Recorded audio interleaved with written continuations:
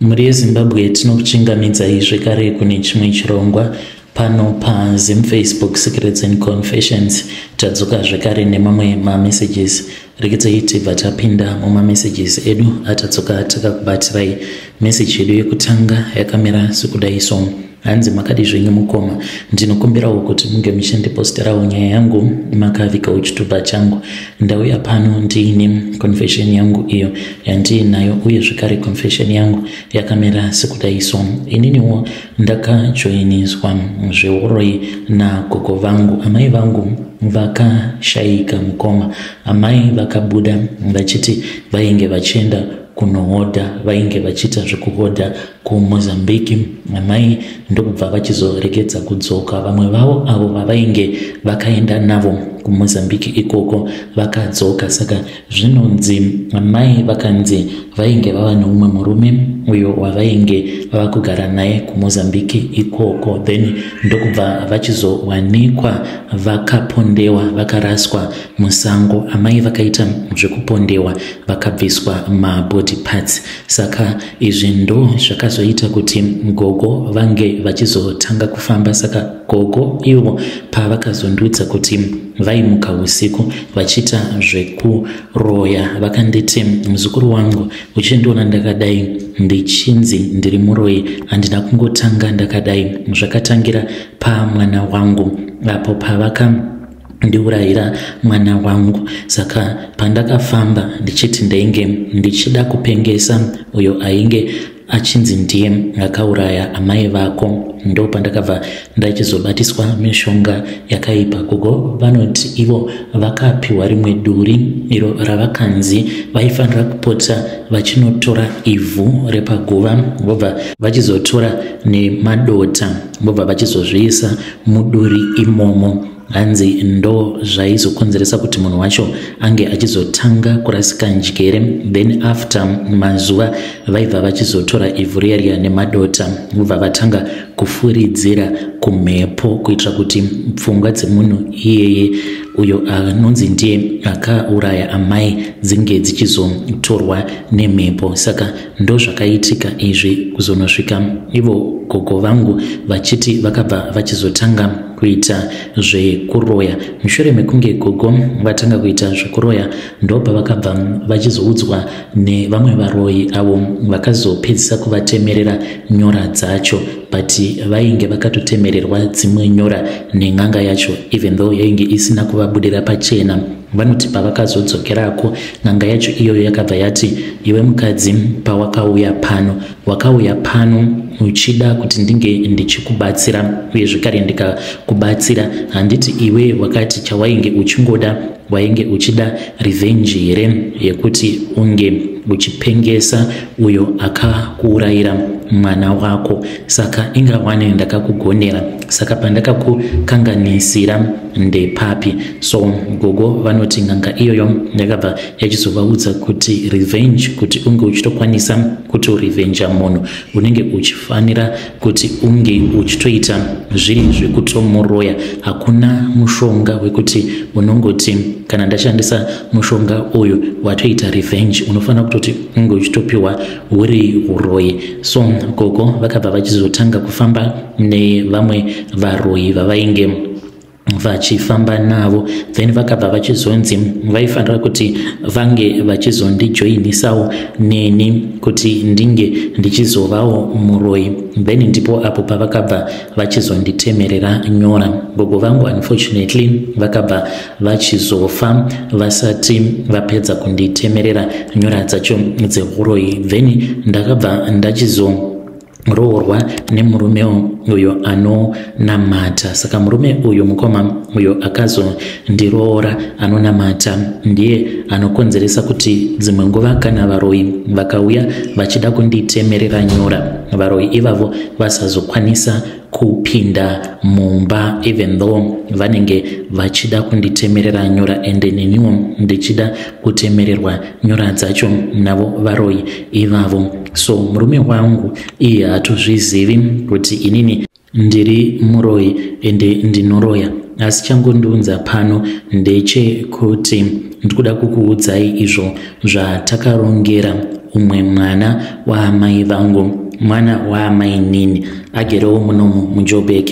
Haatozvizivi kuti gore rino ndo raari kufanira kuti ange achizofa. Saka ndakaudzwa kuti ndinofanira kuti ndinge ndichizomurovesa nemheni, ndichitaura nemi kudai kubva gore zvarakatanga. Ndatova ne3 times ndichingoenda kumusha chete. Pose apo pandinoenda kumusha then ndinobva ndanodzidziswa kugadzira mheni.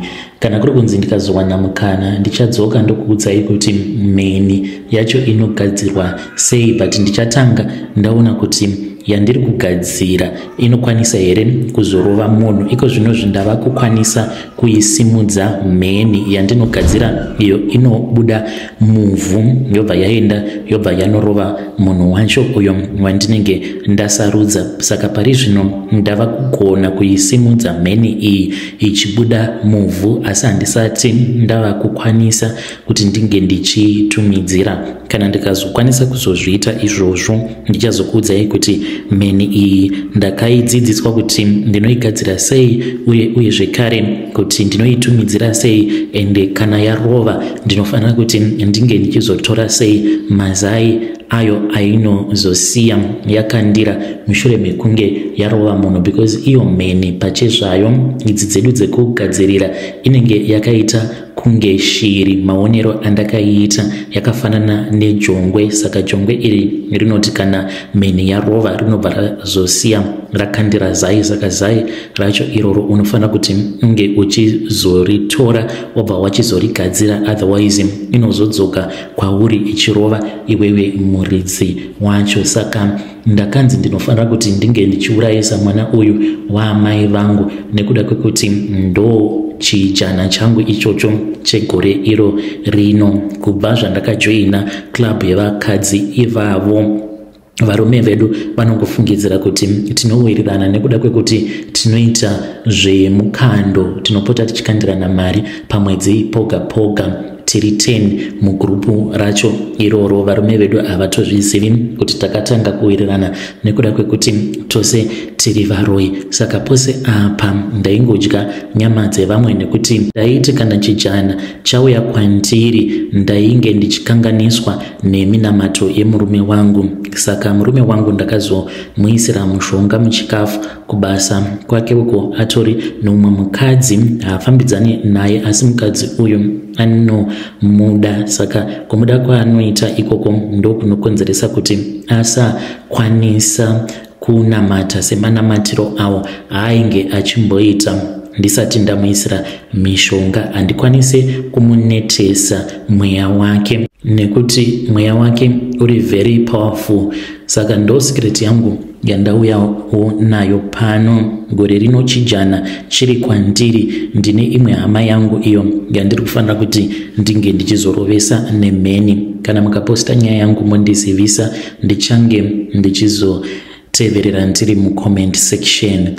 Hey, vedare ndo message iyo yandakatumidzirwa ichibva kuna vahanzvadzi vedu. Hanzi gogo vangu vakatemererwa nyora nen'anga, kun'anga uko kwavakaenda vachiti vainge vachida revenge, kurevenja uyo munhu akaponda mwana wavo. Zvakangooma hazvo veduwe. Kana kuri kunzi wanga uchironga revenge, sometimes unokwanisa kuzogumisidzira watova muroi wava kutoita zvekutoroya nekuda kuda kungoita revenge. Rekidzai bhaibheri richiti revenge is for the Lord, zvechokwadi, nekuti hanzi ng'anga yacho yakati hakuna munhu anoshandisa mishonga achiti ari kuda kuita revenge ukasashandisa mishonga inongoshandiswa nevaroi. Munoti kudii nazvo? Hanzi munhu anoshandisa mishonga kurevenja zvakangofanana nekuti uri muroi. Rekidzai tibva taenda panyedu inotevera. Nyedu inotevera yakamira sekudai so. Hanzi makadi zvenyu mukoma, ndinokumbirawo kuti munge muchindiposterawo nyaya yangu makaviga chitupa changu. Ininiwo ndauya pano ndine confession yangu iyo yandinayo. Ndinoda kureururawo izvo zvandakaita murume webest friend yangu, but kozvino zvindava kumunzwira tsitsi.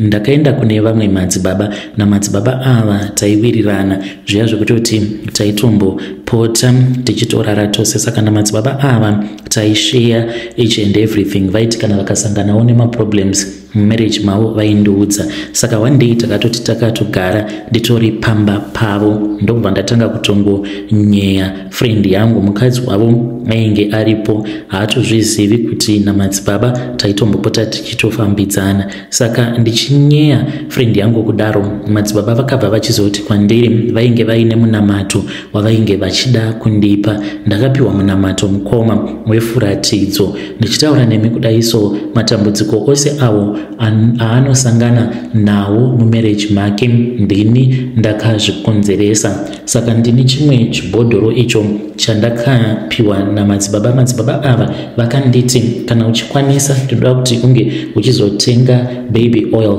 Then ndakazoti ndapinda mutown ndokubva ndachizotenga chibaby oil changu chainge chiri 500 ml ndokubva ndachizoenda nacho kwavari. Saka vakabva vachizotora baby oil iyaya ndokubva vachizoisanganisa nemimwe minamato, vakabva vati ndaifanira kuti ndinge ndichizogeza nayo baby oil iyoyo kusvika yapera, asi vakanditi usazotora nguva yakareba. Saka each and every day ndaikwanisa kugeza kana kuti katatu makuseni ndichienda kubasa, then kana ndava kubasa palunch vamwe vakarara, ini ndaibva ndageza usiku zvekare. Ndaizoti paya kana ndadzoka ndichibva kubasa ndobva ndageza zvekare. Then ndakati ndapedza baby oil iyaya ndokubva ndachizoenda nechigubhu chacho chainge chiri empty. Then vakabva vachizoisa nhombo imomo, vakaisa netumwe twakaita tukuminzwa so tudiki diki. Ndokubva vandiudza kuti pose apo pandinenge ndichida kuti friend yangu iye ange achinetsana nemurume wake, ndinotora chibhodhoro ichocho ndobva ndatanga kukuchukudza. Mubhodhoro umu mune tumwe tudhori tuviri. Saka tudhori utwu mukoma twakasungirirwa but twakafuratirana, zvichireva izvo kuti friend yangu nemurume wake kunyangwe vagere vose zvavo but murudo vakatofuratirana zvekutodaro. Saka kana ndikanzwa friend yangu achita sekunge ari kuenjoy life, then that is when pandinobva ndachizokuchukudza. Ndokuchukudza kuitira kuti ange achizonetsana nemurume wake, ende vanogara vachingonetsana nguva dzose. Ndiyo secret yangu iyo yandiinayo. Kana mukaposta nyaya yangu ndiziviseiwo, ndichange ndichizoteverera ndiri mucomment section. Vedare ndo message iyo yandakatumidzirwa ichibva kuna vanzvadzi vedu. Do you trust your friend? Vanzvadzi makaoma ende mune utsinye zvenyu. Sure mungati friend yenyu nekuda kwekuti iye anogarisana zvakanaka nemurume wake, saka zvinotokurwadzai, zvinotokubohwai, munopota muchikuchukudza chibhodhoro chenyu ichocho. Dai one day chikakuputikirai kumeso zvamuri kuita hazvina kunaka, asi ngatitaurei navo mucomment section.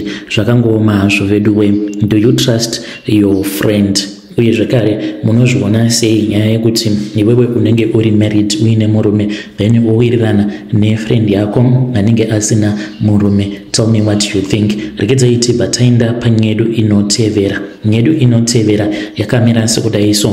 Hanzi makadi zvenyu mukoma, ndinokumbirawo kuti muge muchindiposterawo nyaya yangu makavikawo chitupa changu. Ininiwo ndauya pano ndiine confession yandiinayo. Svondo radarika iro mukoma, I sacrificed my own daughter nekuda kwekuti ndainge ndichida mari, urombo hwakaipa. Zita rangu muchanditi Tafadzwa. Ndiri murume uye zvekare ndine makore 39 years ekuberekwa.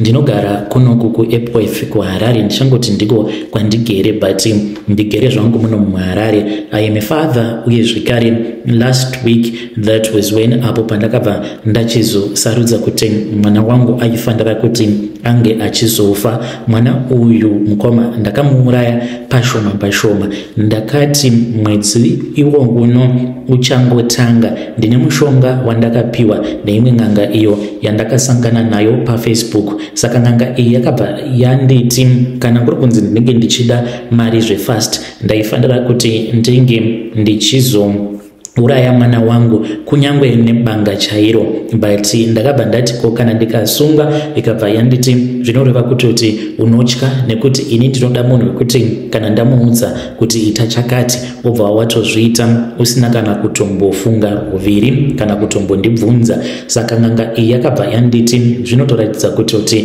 uri mbwende ende unotya. Ndikabva ndati zvino ndoita sei? Nhai sekuru vakabva vati pasina ropa hapana mari. Ndikati kuinga wani sekuru pamaFacebook penyu apo pandakatanga kufollowa gurupu renyu mainge makati munorombesa pasina ropa ende munhu unotoita mari. Vakabva vanditi imarketing strategy muzukuru. Kana ndikanyora pachaunga kuti munhu unofanira kuti unge uchizouraya mhuri yako, munhu ungauya here? Izvezvi zvanditi ungadai usina kuuya. Ende vakazotondiudza mushure mekunge ndabhadhara mari. Saka kamari kekupedzisira kandainge ndiinako mukoma ndo kandakashandisa. Apa futi ndainge ndakatora nemari yemudzimai wangu. Saka ndakabva ndaona kuti kana kuri kunzi ndikatadza kubuda pamadhiri apa, mukadzi wangu ndinomuziva munhu wekuti dzimwe nguva dzinotomboita sekunge dzinotombotacha. Saka ndakabva ndangoti it is okay,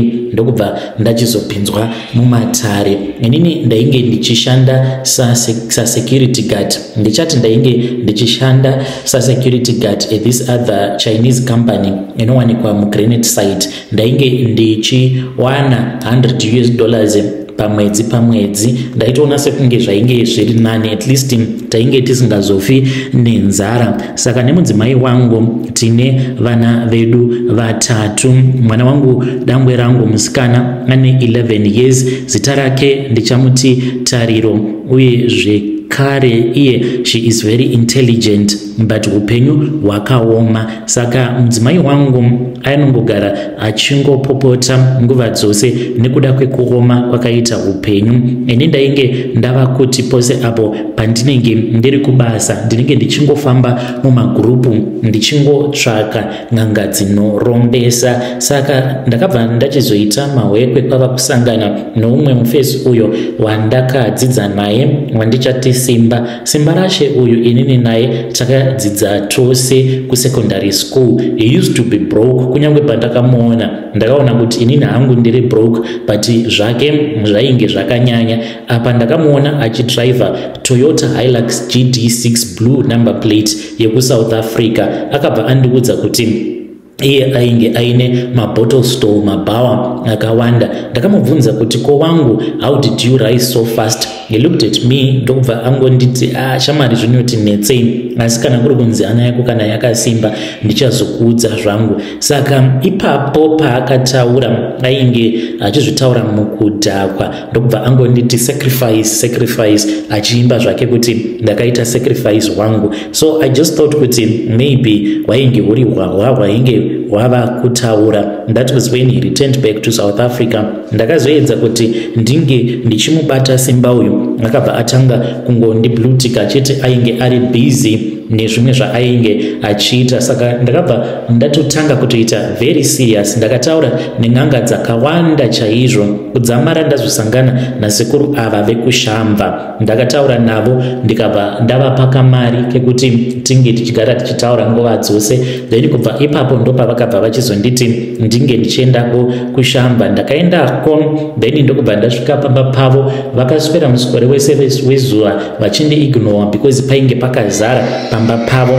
Then dzakazoti dzava kuma 2 AM ndopavakabva vachizondimutsa. Mukoma pandakamuka ndakatorwa ndikaendeswa kune imwe imba yainge yakaita kitchen but yava kusashandisiwa. Ndikabva ndaudzwa kuti ndo mainge muri mumba mematare, kana kuri kunzi vanenge vaine munhu uyo wavanenge vachida kuti vange vachizomurombesa. Tapindamo mukoma pakanobatidzwa light, ndakatomboda kutombotiza nekuti ndakaona kuti mainge makagara kamwe kadhara kasekuru kekudharadhara. Kadhara aka mukoma kainge kangori neziso rimwe chete pakati pemusoro apa, saka kakabva katondiudza kuti iwe ndiwe nhingi uye zvekare kwawabva uko kune nzara. He described upenyu hwangu hwose, akatondiudza kuti izvezvi zvanditi mubhengi mako une US $4.17. ndopandakaona kuti ya zvechokwadi uyu munhu ainge achiziva zvaainge achiita. So then that was when akabva achizondibvunza kuti saka iwewe uri kuda kupfuma here kana kuti uri kuda kufa uri murombo, nekuti ndaona kuti pauchazonofa uchafa usina kana chaunenge uinacho iwe, uchatodemba kuti vapenyu vari nani, nekuti kana mari yekuti unge uchizotengerwa coffin mari iyoyo ichatoshayika, vanhu vachatoita zvekutokomerera mapuranga. Une nharo nazvo here? Saka kadhara kaya kakabva kasimuka kwava kudhirowa kumadziro, kudhirowa kuita kunge TV. ndokubva ndatotanga kutoona vision. Ngoma nacho ndakaona kuti Mwari havana kana tsitsi neupenyu hwemwana wemunhu. Matamburiro andakazviona ndichiita paTV ipapo, ndakazviona ndarambwa nemudzimai upenyu hwangu hwose kuzonosvika ndichizonofa huri upenyu hwekungotamburira chete. Vana vakura vakandisiya vakatanga kuitawo upenyu hwavo vachingotamburawo. Saka ndakabva ndachizonzi ndainge ndichapiwa kamukana kekuti ndinge ndichifunga nezvazvo. That was when apo pandakabva ndachizodzoka mukoma, ndakangoti ndichingosvika pamba vana kwava kuti kwandiri hapana kana chekudya baba, pangori nehupfu. Usiku hwacho ihwohwo mudzimai asipo takabika sadza, ndikabva ndati kune vana mototora salt, kana matora salt motongorunga munyu iwoyo mumvura totongoseva zvakadaro kuitira kuti hope dzinge dzichikwanisa kubata. Mangwana acho ndakabva ndati demet, ini hangu ndava kutoendako ikoko kuitira kuti ndinge ndichikwanisa kurombesewa. Ndakaenda kwavari vakabva vachizonditi ndinge ndichipinda zvekare muimba iya yematare. Vakabva vachizondipa mushonga, vakanditi mushonga uyu ndinoda kuti unge uchizonouyisa muchikafu chemwana wako. So that was when apo pavakabva vachizonditi kana ndawana mari ndaifanira kuti ndinge ndichizodzoka nekuti painge pachazodiwa mbudzi. Then ndakati ndawana mari yekutenga mbudzi ndobva ndaendako, tikatofamba tikatoenda panomwe musha tiri tose tikatenga mbudzi. Mbudzi iyi ndakanzi ndaifanira kuti ndinge ndichizoiuraya huri usiku. So wakazoti kwava usiku, then ndokubva vachizondipa bvumo vakanditi ndinoda kuti unge uchibaya mbudzi iyi. Mukoma nachi ndakabaya mbudzi iyoyo, but haina kuchema sezvinoita mbudzi, yakatochema kutoita semwana wangu. Saka ndakati ndichinoona chaedza kumeso kwangu, ndakabva ndaona kuti ndainge ndisina kubaya mbudzi asi ndainge ndatozvibayira mwana wangu. Ndokubva ndatanga kuchema, vakandirova netsvimbo yavo kumusana vakanditi usachema, usachema, otherwise unenge waurayira mwana wako mahara. Mwana wangu uyu akazoshayika zvake. Saka nhau iripo ndeyekuti mukoma, sofa kubva zvakashaya mwana wangu